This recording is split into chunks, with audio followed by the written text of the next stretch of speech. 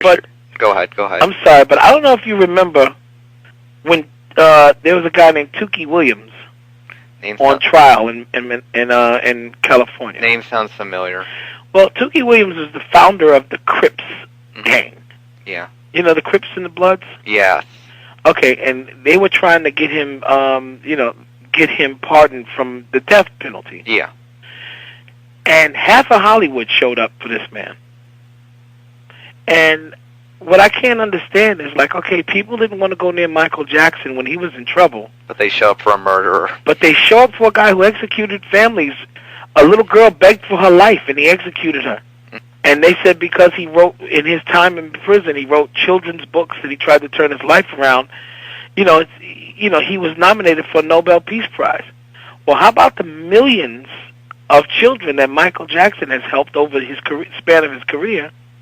Yet 2 children come with some false allegations, and those 2 children become the 2 children that destroy him.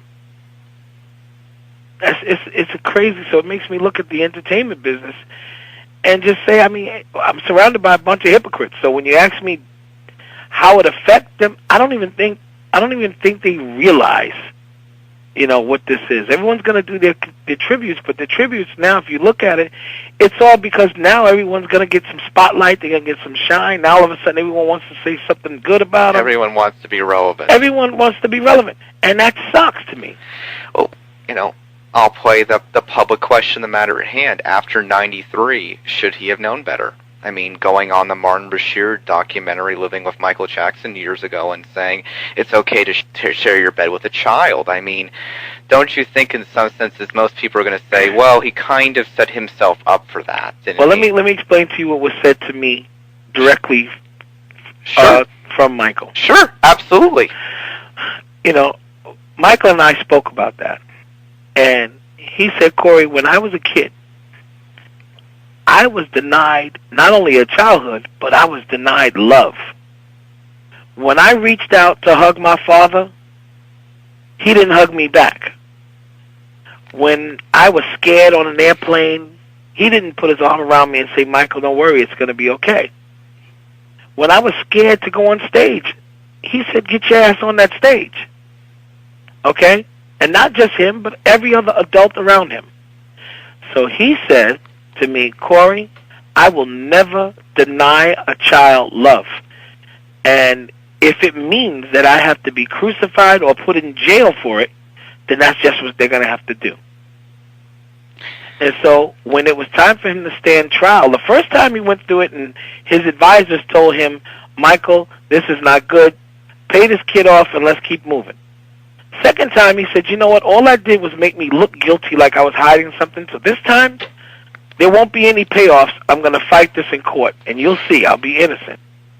And up until the day, right to the day when they finally had to read the verdict, and the verdict was in, I talked to his family, and they were, because I remember watching on the news, they said Michael had like 45 minutes to get there. And so I spoke to some of his family members who were in the house with Michael. And I said, well, what the hell is he doing? They say, well, he's upstairs, he's getting dressed. He came downstairs, he said a prayer with his family, and he told everyone, he said, I want you guys not to worry about me because I will be okay. And he rode there. He had maybe a little nervous energy, patting his feet and singing in the car and everything, and he rode with his brother and his sister. But he wasn't worried. I'm going to tell you something. I would have been a mess. I don't even know if I could have stood up like a man in court like that. I think we all would have been. Chris, any thoughts on any of this? When I watched the Bashir thing last night, I just wanted to see what it was all about and reflect on that. And when Martin asked him about the first incident where he paid off these accusers, I found it very ironic, and it looked unbelievably sincere and honest the way he said, I just decided I wanted it to go away. Mm-hmm. And he made it go away. Which, by the way, again, not the first person to do this in the history of our business. He wanted to make it go away. The second time he fought. But to go back to what Corey was saying about his childhood and stuff like that, he was reflecting on the fact that he had acne as a kid, which we've all gone through at one phase of our life, and how his pop would always sit there and make fun of his acne and his skin condition. Now you're talking about a young kid here who never had the chance to grow up and be normal. Kid grew up. He grew up very differently than a lot of people. Granted, he's Michael Jackson, but there's a lot of reasons why he had certain insecurities. And as for his bit with the second thing, I believe 1,000%, I'll go to my grave with it, that he was innocent completely. He was being blackmailed by that gentleman that wanted to be a screenwriter or write books or do movies, whatever. I mean, that was inside information that floats around enough that I can say it. I mean, come on, Chris, not to cut you off, I'm sorry. No, go ahead. Absolutely. You guys can. You know, the Martin Bashiri thing, right? I mean, I don't think people remember that a week later, or maybe a few weeks later, Michael himself re-aired his own version of that show. And he had the whole, because he video camered the thing as well. Because he was smart enough to video camera it, and it clearly showed that the guy just twisted everything and made it, he turned everything into like a false or a lie. Mm-hmm. You know, they asked Michael a question, are you gay? And Michael said, I don't want to answer that question. Now, that was the one that he said. So then it quickly edited to Bashiri going, obviously, he didn't want to answer for obvious reasons. Okay? So then when Michael showed his version, he said, are you gay? Michael said, I don't want to answer that question. Then he paused. Then he said, but if you turn your camera off, I will answer your question. And then the guy said, okay, turn the camera off. He turned the camera off, and Michael said, no, absolutely not. I am not gay. But I have millions of gay fans. And if they want to believe I'm gay, then let them believe I'm gay. He said, I don't care. He said, I don't want to offend anybody. You know? I gotta say something here. I can't believe that at this point that these are even issues that are being discussed. Yeah, I mean, this is crazy. Anything about what this man contributed to the world. And I have a very good friend that Corey doesn't know that we know, that was working on this tour with him, someone that we worked with, Corey, with another diva in our lifetime. And he said he was looking better than ever. He was struggling because it was a long, hard show, but this was going on. This was not, he canceled a couple shows, fine. This guy had 50 shows lined up. This was going. They were in Staples Center, full production. I mean, you're talking about a multi-million-dollar show. Yeah. This was going. And this poor kid goes home the night before and says he doesn't feel well. And then the next day he's taken from us. You know, I'll use a word that Corey used. Probably the most devastating thing that I've ever had to deal with in my life. I feel like my right one has been taken from me. Is there anything that people have to pay a little bit of attention to what he contributed to the world and stop with all the wacko jacko stuff, which yeah, but they won't, because that's what they like better. Is there any... Liza was very cool. I watched her the other night. Yeah, on Larry King. Sits there and says, stop. And she was talking to Larry King. Yeah.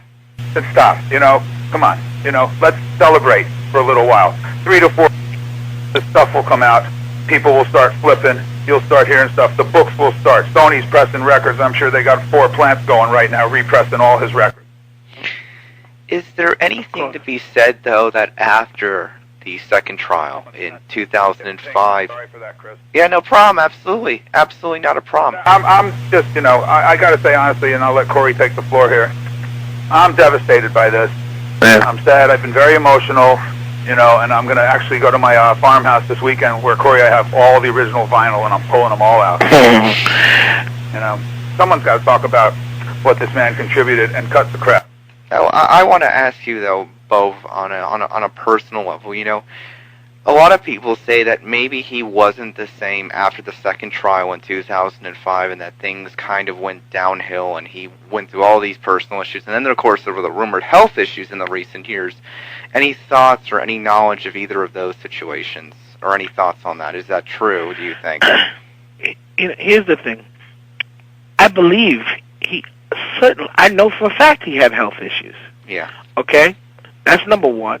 Michael Jackson had other health issues that never were discussed. Like, he had what's called dancer's feet. Okay. Okay? Dancer's feet is when your feet, you know, over the years of dancing, you know, a dancer wraps their feet to dance. Like, they wrap them in tape and things like that. Yeah, absolutely. But, of course, because you don't get enough oxygen and things, your skin dries up. You know, your skin starts to crack and splint. You know, like almost like paper cuts. Okay? And Michael suffered bad with that. So what would happen is sometimes it'd be so bad he'd have to wrap his feet in a cast. And that's why sometimes you would see him with a cast on. Okay? The pain for that was excruciating. And, yeah, was he on the painkillers for that? Yeah, I'm sure he was.